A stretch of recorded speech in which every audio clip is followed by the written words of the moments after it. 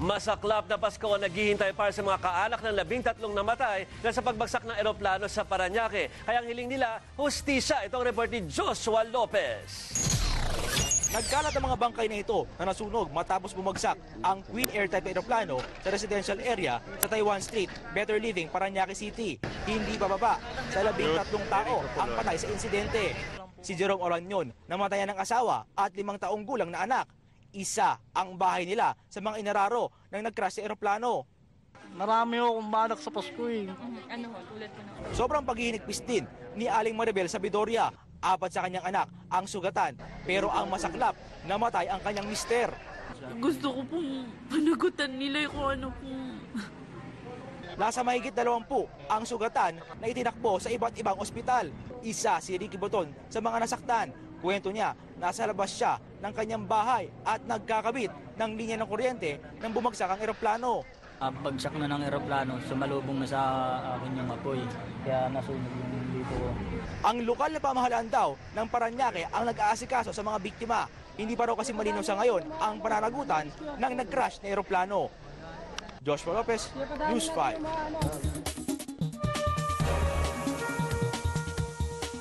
Dalawang preso ng New Bilibid Prisons ang kumpirmadong nakapuslit kahapon. Pinaghahanap na ang mga pumuga. Pero ang mga natakasang gwardya di raw lusot sa asunto. Ito ang report ni James Beltran.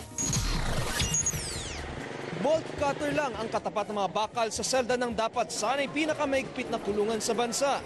Kahapon, natakasan ng New Bilibid Prison sa Muntinlupa ng 2 inmates ito. Nakilala ang mga pumugang preso na sina Roger Tuarez at Brian Abbas. Narap sa kasong kidnap for ransom si Abbas. Illegal possession of firearms naman ang kaso ni Tuarez. Base sa investigasyon, gumamit ng bolt cutter ang 2 preso para putulin ang barbed wire sa likod ng medium security compound ng Bilibid. Aminado ang pamunuan ng Bilibid na nagkaroon ng pagkukulang. Nagkataon na depleted tayo sa personnel, hindi nalagyan ng officer of the day ng duty. Makakasuhan daw na administrative case at matatanggal sa serbisyo ang mga nagpabayang jail guards. Gagawa na rin daw ng aksyon para maayos ang seguridad.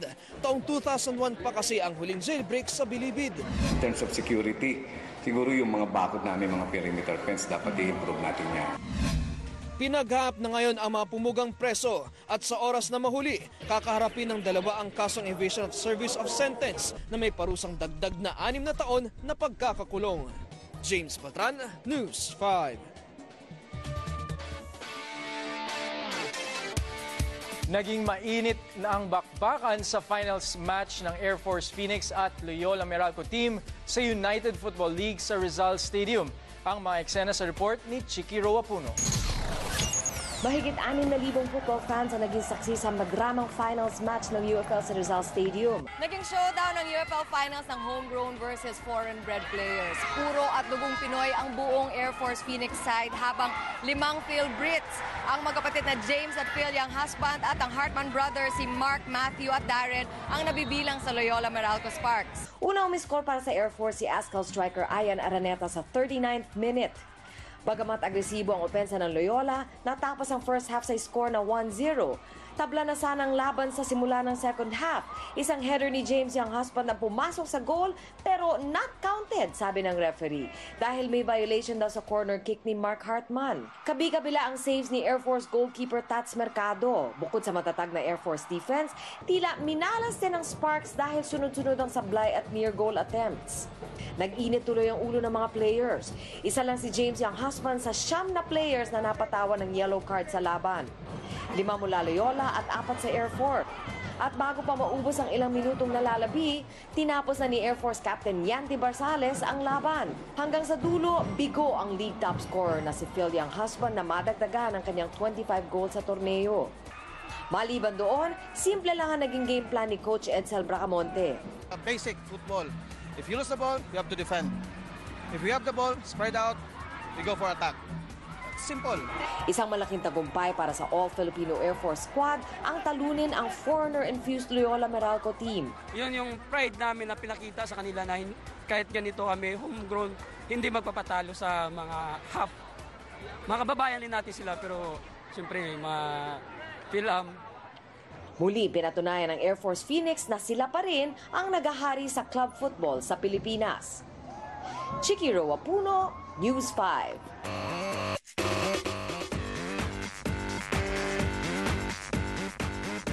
Martin Rivera, naka-heart-to-heart talk daw si Piolo Pascual. Ano kaya ang masasabi niya sa breakup ng aktor at ni Casey Concepcion? Base raw sa pinagdaanan ni Martin at ng ex-wife niyang si Pops Fernandez, laging ang lalaki raw ang magiging mali sa paningin ng mga tao. At sa hiwalayang Casey at Piolo, mas maganda raw kung tatantanan ng publiko ang ex-couple. Dapat daw hayaan ng dalawa na solusyonan ang sariling problema para di na masulsulan pa ng mga maling payo. It's over. Yan ang masayang binalita ni Vina Morales tungkol sa LQ ng kanyang kapatid na si Shaina Magdayaw at ni John Lloyd Cruz. Sabi ni Vina, happy na raw sina Shaina at John Lloyd at naayos na ang gusot ng mga ito. Nabunyag sa publiko ang sigalot ng dalawa dahil sa kontrobersyal na pagte-text umano ni Shaina sa ex-girlfriend ni John Lloyd na si Rufa Gutierrez. No comment naman si Vina sa pagkakalink ni JL kay Rufa. Mula sa mainit na kontrobersiya, lipat naman tayo sa hottest women of all time ng menshealth.com. Nasa top spot ang versatile comedy actress na si Jennifer Aniston.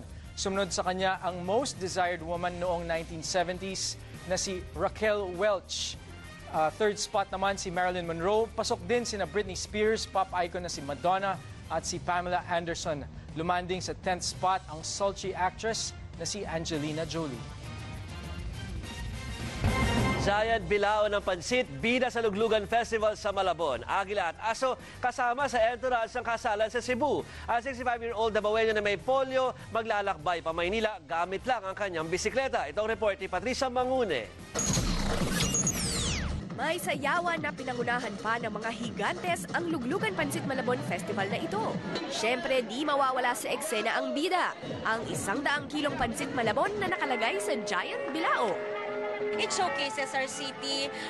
Kilala yung city namin for Pansit Malabon. It carries the city's name. So, yeah, siguro lahat naman ng taga Malabon, favorite talaga ang Pansit Malabon. Sa huli, simot ang laman ng bilao at busog ang lahat sa merienda.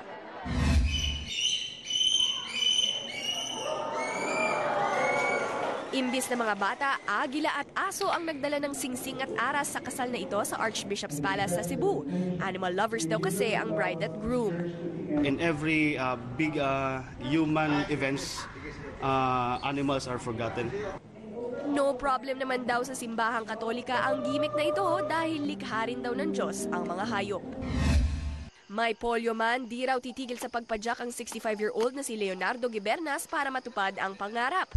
Iyon ay ang marating ang Maynila gamit ang bisikleta. Sa katunayan, handang-handa na siyang bumiyahe mula pa sa Davao. Ang magiging destinasyon niya, TV5 sa Novaliches, Quezon City para makita ang idol niyang si Willie Revillame. Gusto ko lang na maikot ko ang buong Pilipinas. Kasi yung 1999 hanggang Baguio man lang ako. Kaya nga, naisipan ko rin na gusto ko makita yung Dagupan, Lawag, Banawi. Sapatos dito, sapatos doon. Yan ang eksena sa 2011 Christmas Soul Slam sa San Juan. Nagtipon sa Ronac Arts Center ang mga sneakers collectors at enthusiasts para sa nag-iisang grand sneakers exhibit sa buong Asia.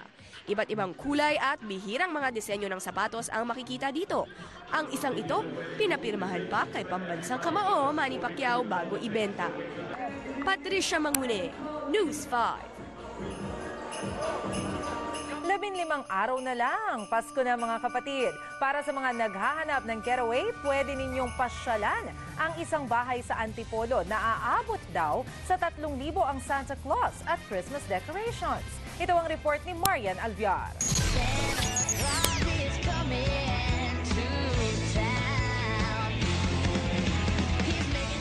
May Singaporean, Costa Rican at syempre may Pinoy Santa Claus din. Ilan lang ang mga ito sa dekorasyon sa bahay ng pamilya Del Rosario sa Antipolo. Rest house daw ito na ginawa ng Museum Pampasko.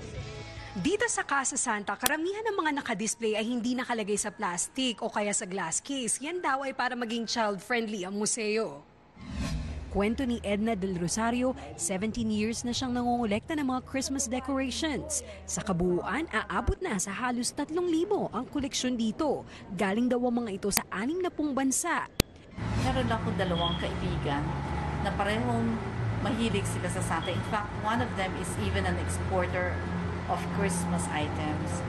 So, para nainganyo nila ako. Ang Santa Claus na ito na gawa sa Swarovski ang pinakamahal sa koleksyon. 20,000 pesos daw ang presyo nito. Pinakamura namang nabili ni Edna ang mga paper cut na ito galing China na 20 pesos lang. Tampok din sa museum ang 100 miniature house na 2 taon niyang kinolekta. Lahat dito sa villages na ito, pero at least may wreath, may snow, and kung makikita mo, by sections siya. Ang pamilyang Farola na nanggaling pa sa La Union, hindi pinalagpas ang pagkakataon na makapunta sa Casa Santa. Napakaganda ng lugar, napakaganda ng mga collections. I never thought there are that many kinds of collections that you can really get for Santa Claus. It's very nice, it's very interesting. I have one of the Santa Clauses she has in her collection. And so it gave me an idea. Sabi ko, magko-collect na rin ako. Bukas tuwing weekend ngayong December ang Casa Santa. 150 pesos ang entrance fee rito. Marian Alviar, News 5. Gusto mong gawin yun, ano? Sana. Oo. Actually, gusto kong pumunta doon kasi hindi pa ako nakakita ng ganong kadaming collection ng Santa Claus. Pero gusto mo yung natutulog na Santa Claus? Oo, Parang dapat sa time na to. Sa time na to, busy na si Santa Claus. Oo naman. Naniniwala tayo na may Santa Claus talaga, di ba? Anyway, tingin ko lang ito, prediction ko na si yung manong na nagbibisikleta from Davao ba? Na papunta ng Manila para ma-meet si Mang Renato? Oo, si Leonardo ba? O kung sino, si Manong po, kung sino man siya. Ang masasabi ko lang, para mas maganda siguro, paano Christmas, di ba? Siya, so mas maganda kung salubungin na siya ng mga staff ni Willie. Ay, para oo naman, bigyan siya ng Christmas gift yan. Hint yan. Nanay Chrissy, sabihan mo si Willie, nasalubungin na si Manong. Mahaba pa ang biyahe from Davao, punta dito na nakabisikleta lang. Mapudpud na yung gulong. Tama. At yan ang kalahating oras ng maaksyong balita. Mga balitang pundasyon ng matalinong opinyon at konkretong solusyon. Saan man, kailanman, kapatid, higit sa balita, aksyon! Hindi ko masabi yung sinusunod. Ako din. Hindi ko masabi. Santa Claus is coming to town.